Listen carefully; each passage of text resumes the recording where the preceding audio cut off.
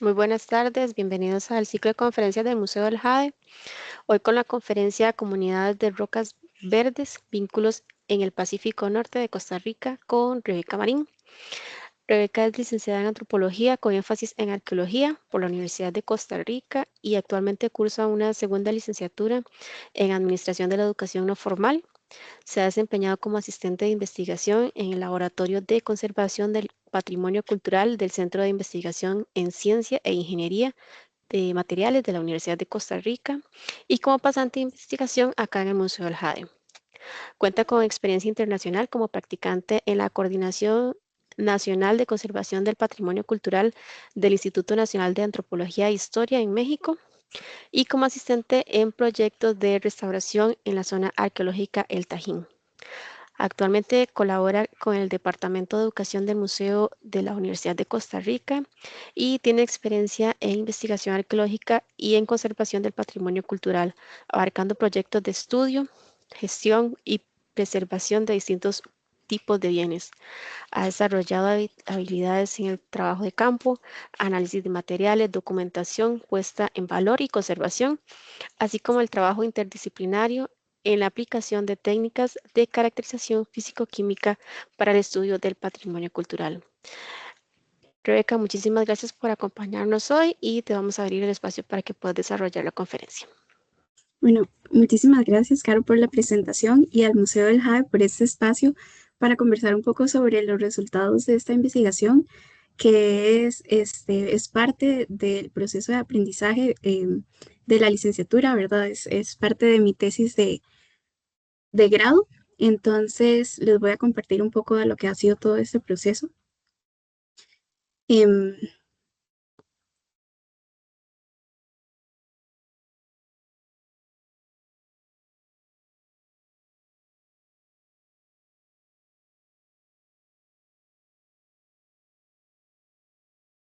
ya, perdón.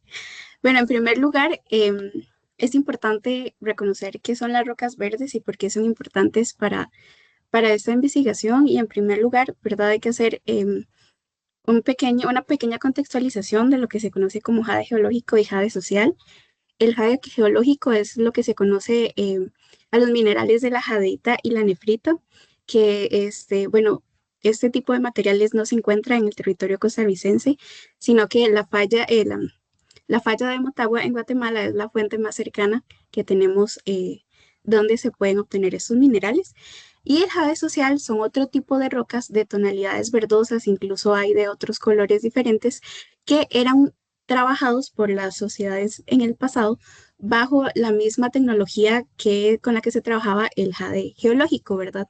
En este caso, ambos tipos de jades eran considerados bienes de prestigio por las sociedades que los utilizaban y producían ese tipo de bienes.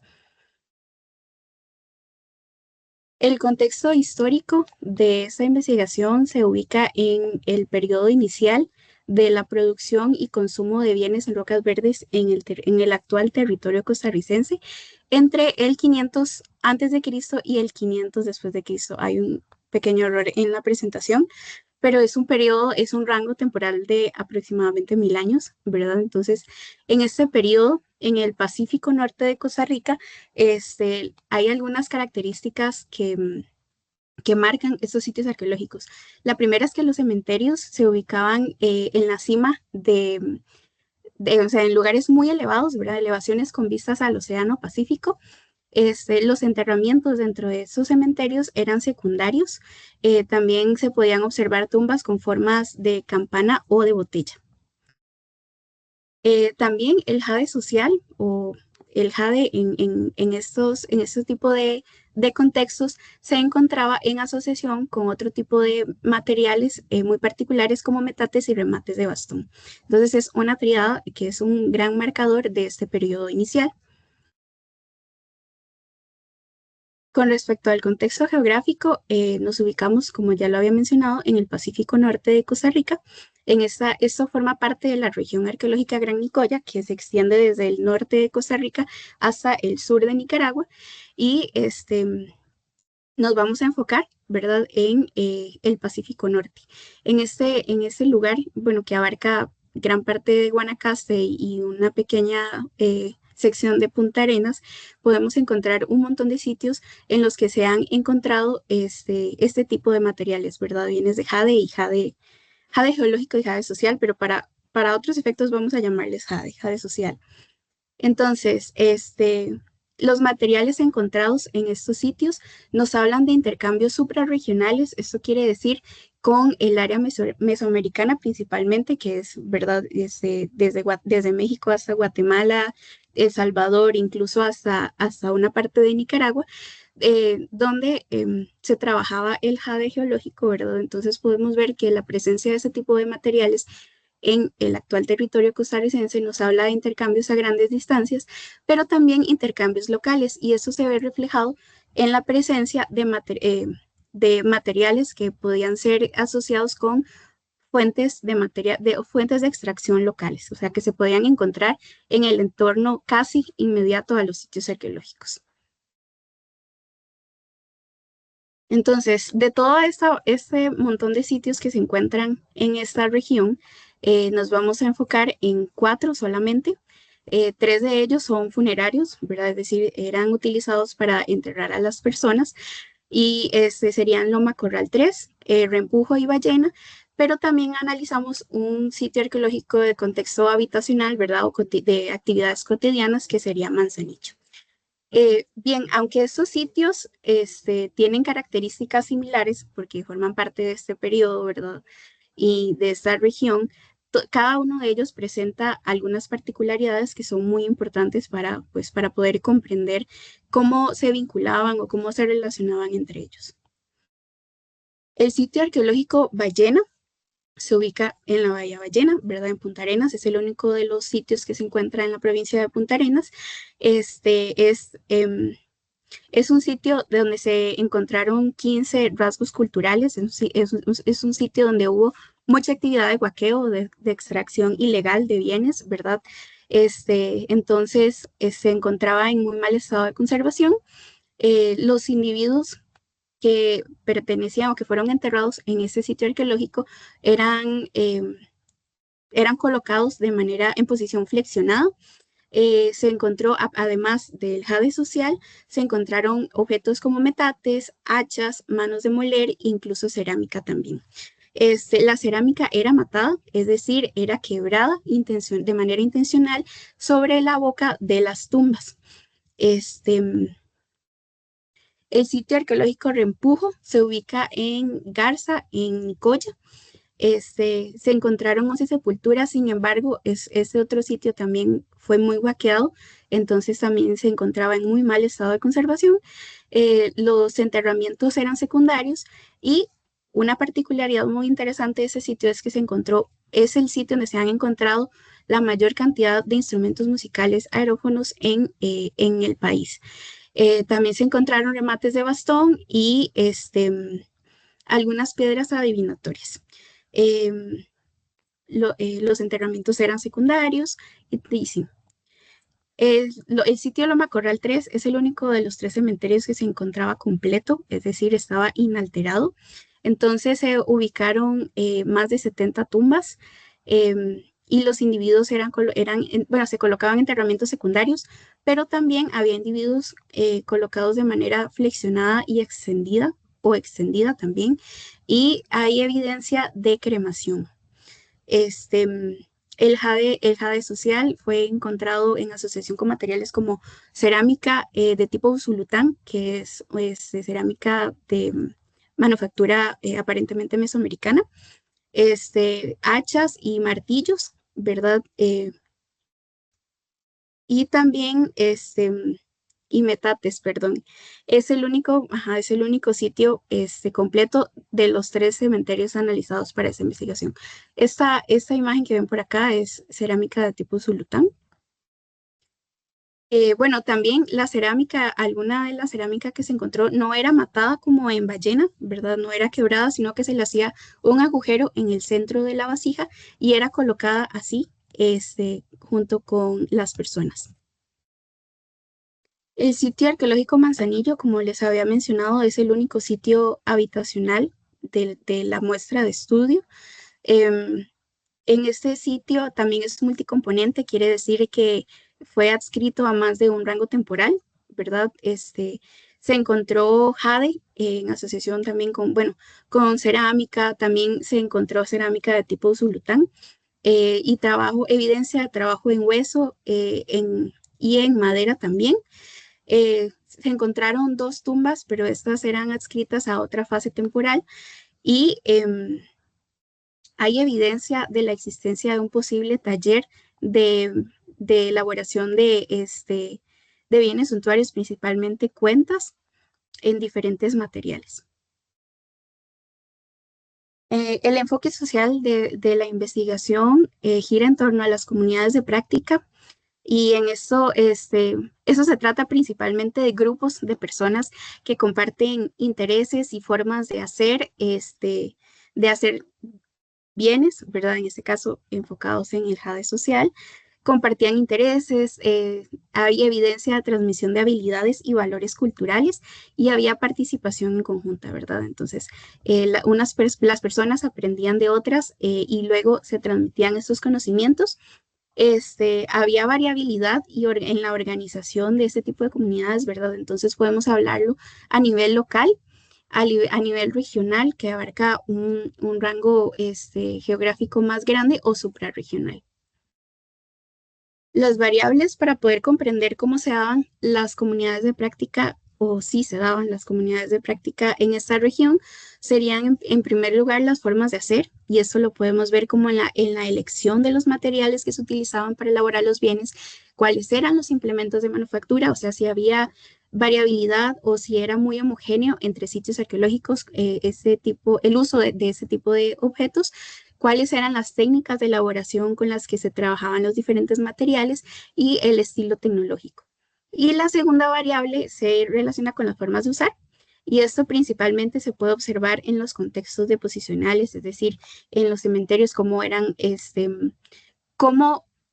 cómo eran parte, cómo acompañaban a las personas que eran enterradas en estos lugares, y había como un patrón en ese tipo de contextos, ¿verdad? En cuanto a la función y cuáles eran las representaciones simbólicas evidenciadas en esos objetos.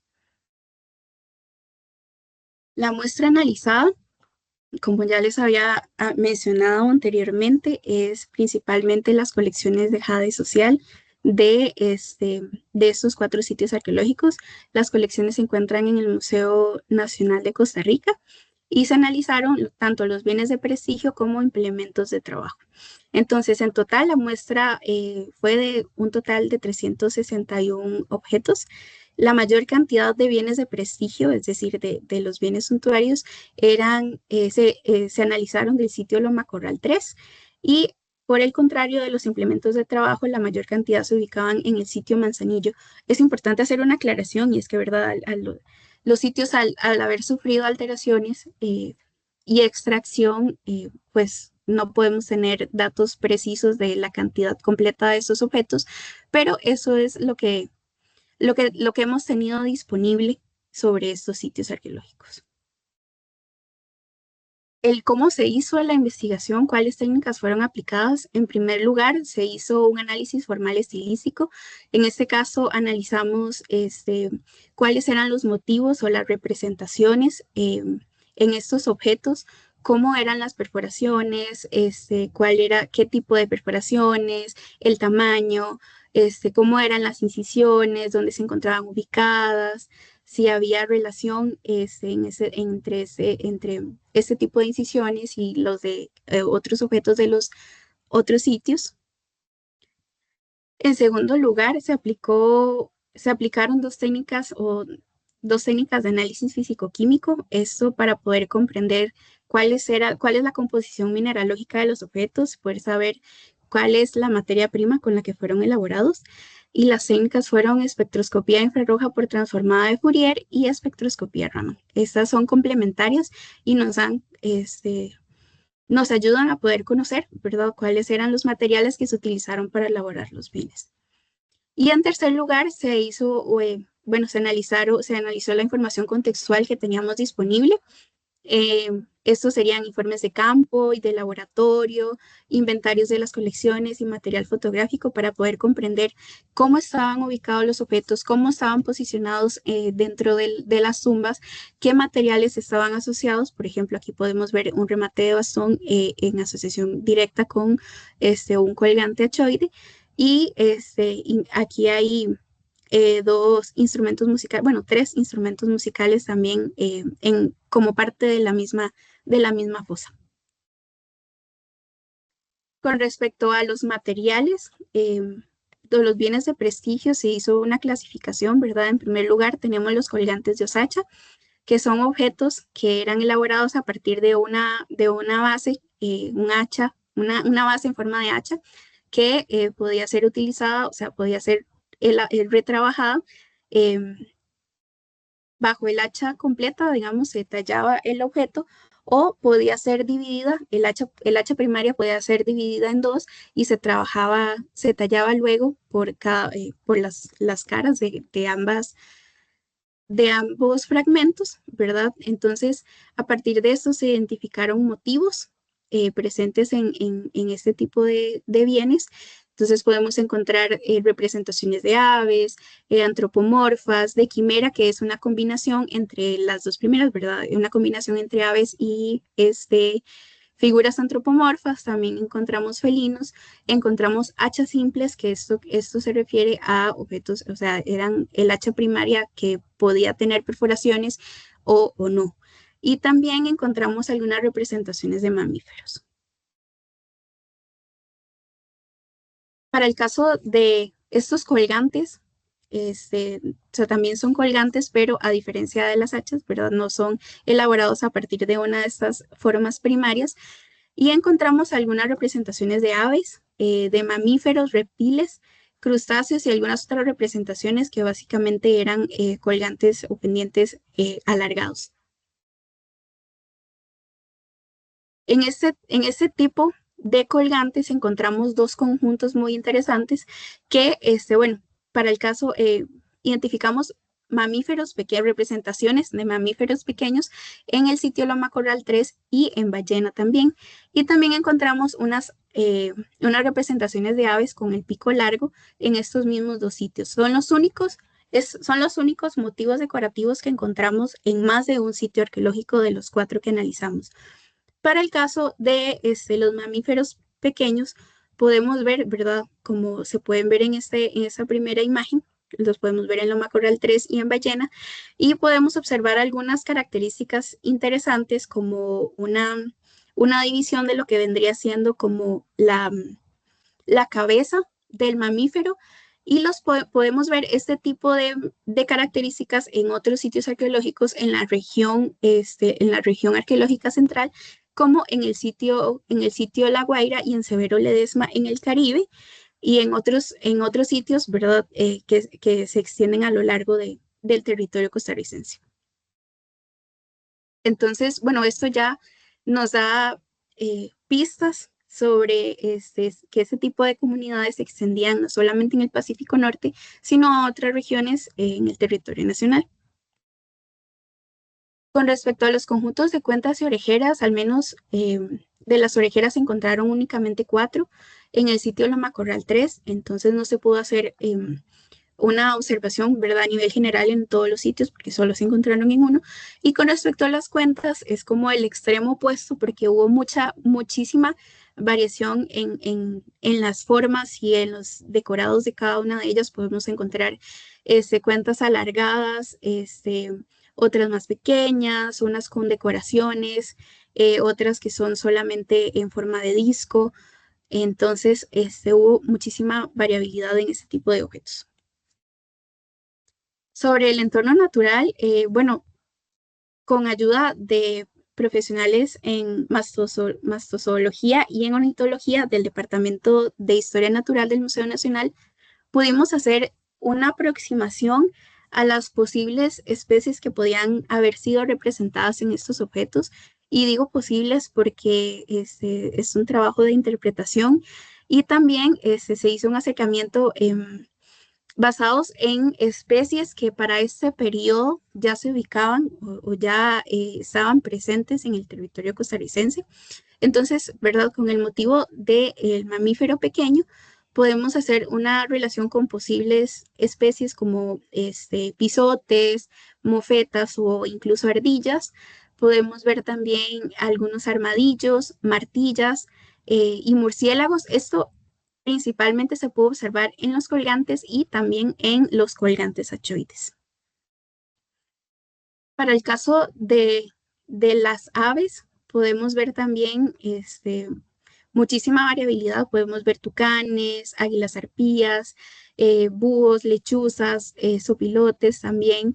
Y para el caso de las aves de pico largo, ¿verdad? Que a pesar de ser un motivo bastante estilizado, se pudo hacer una relación, o sea, posiblemente por su forma podría tratarse de un ave de pequeño tamaño como el martín pescador.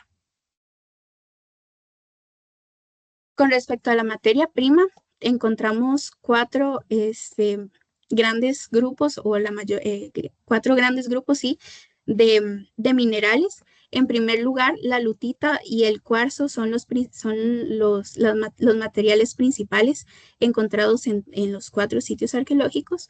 En tercer lugar, la jadeíta y en cuarto lugar, la serpentina. En menor cantidad podemos ver como otros materiales como la peridotita y la nefrita, pero principalmente la lutita y el cuarzo fueron los que más encontraron.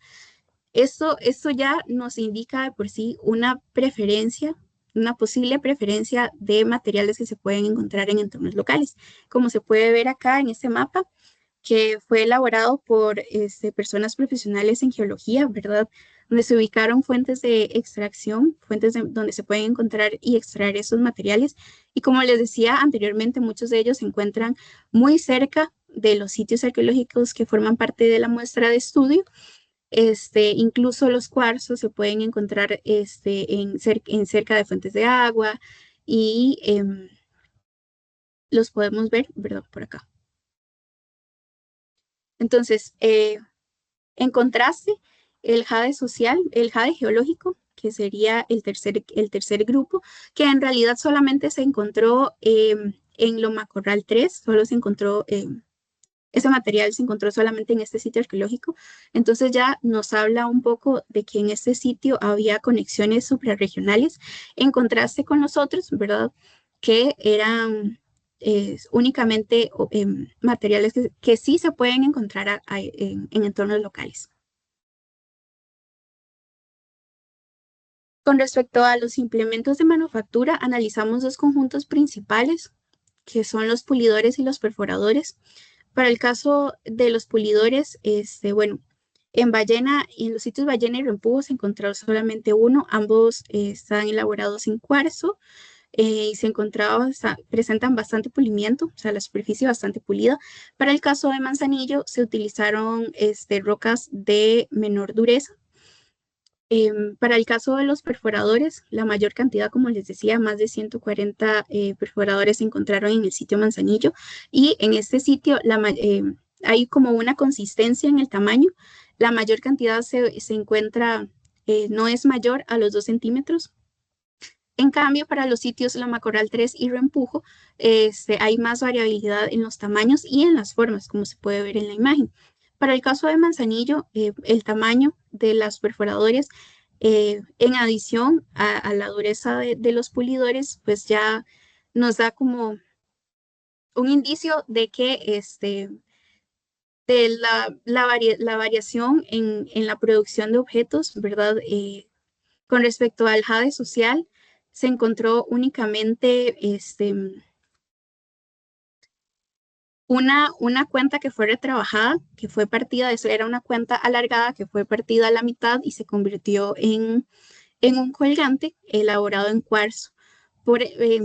Y en contraste se encontró otro tipo de materiales que fueron retrabajados, por ejemplo, tiestos cerámicos, o sea, fragmentos cerámicos que fueron pulidos, se les hizo una perforación y fueron utilizados como cuentas. Y también se puede ver trabajo en hueso, en dientes que fueron perforados, se les talló algún motivo y eran utilizados también como parte de su indumentaria. Entonces, Esto en adición a los tipos de implementos de manufactura que fueron encontrados en este sitio, ya nos habla de diversidad de materiales, ¿verdad?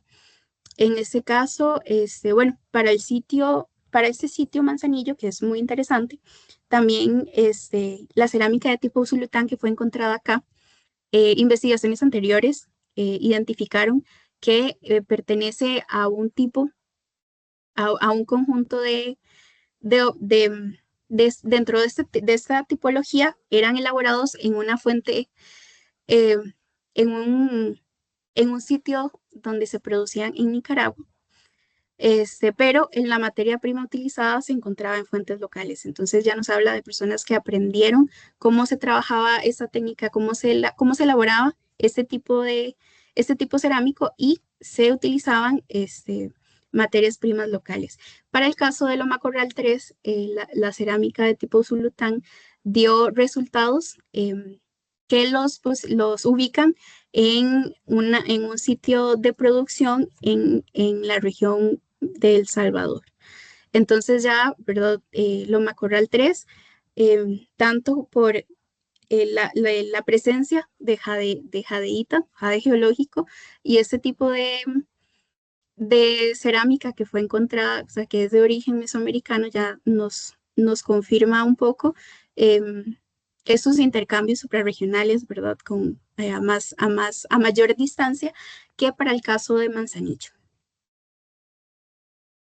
Y bueno, en conclusión, en primer lugar, podemos observar que hay procesos de aprendizaje colectivo en la manufactura de los bienes suntuarios de jade social en el Pacífico Norte. A esto a través de una homogeneidad en la tecnología de la lapidaria y que había transmisión y reproducción de conocimientos. Esto lo podemos observar en una homogeneidad que hay en las formas o en las técnicas de manufactura de los bienes, ¿verdad? Hay una preferencia también muy marcada por el uso de rocas de posible origen local, como ya lo había mencionado, principalmente la lutita y el cuarzo. Este, Estas interacciones trascienden la proximidad geográfica, ¿verdad? Quiere decir que había intercambios a mayores distancias con diferente nivel de participación y transmisión de conocimientos. Em, También la adopción y adaptación de elementos foráneos que fueron reinterpretados dentro del contexto local. Esto lo podemos ver principalmente en el sitio Manzanillo, donde se adaptaban las técnicas o el trabajo del jade geológico a otro tipo de materiales, ¿verdad? Incluso se encontró un objeto elaborado en madera y esto nos habla, ¿verdad?, de la adaptación y aprendizajes locales también.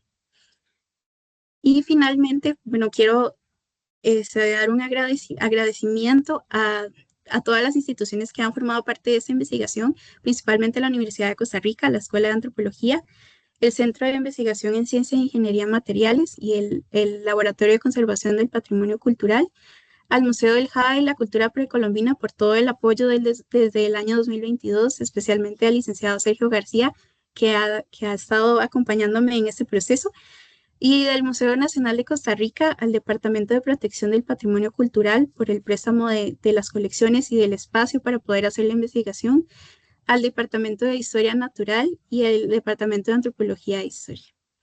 Y bueno, eso sería lo que yo traigo para compartir con ustedes en esta tarde. Muchas gracias.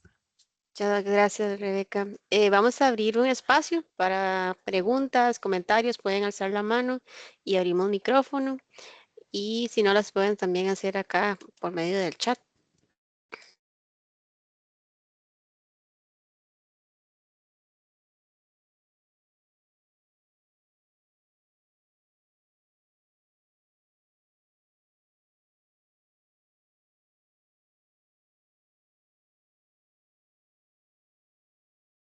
Bueno, aquí vemos que alguien está escribiendo y luego vamos a darle el pase a Sergio para que nos dé su comentario.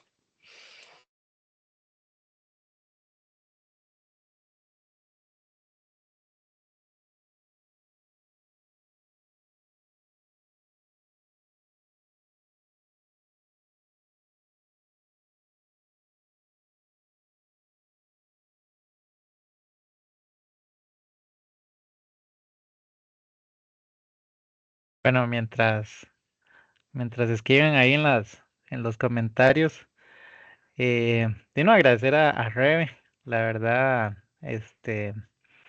acá en el Museo del Jade hemos dado oportunidad a varias personas para que hagan sus investigaciones, ¿verdad? Para que trabajen con nuestras colecciones o apoyarlos de diferentes formas. Eh, y yo creo que, bueno, Rebeca cumplió un ciclo importantísimo acá. Logró cumplir con su investigación.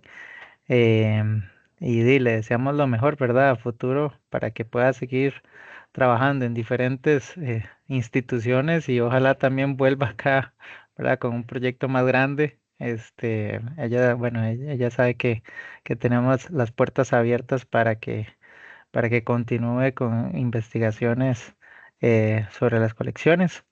Y no, también agradecerle mucho a Rebeca por todo el trabajo que ha realizado y el aporte al patrimonio sobre este tema, ¿verdad? Las piedras verdes. Entonces, muchas gracias, Rebe.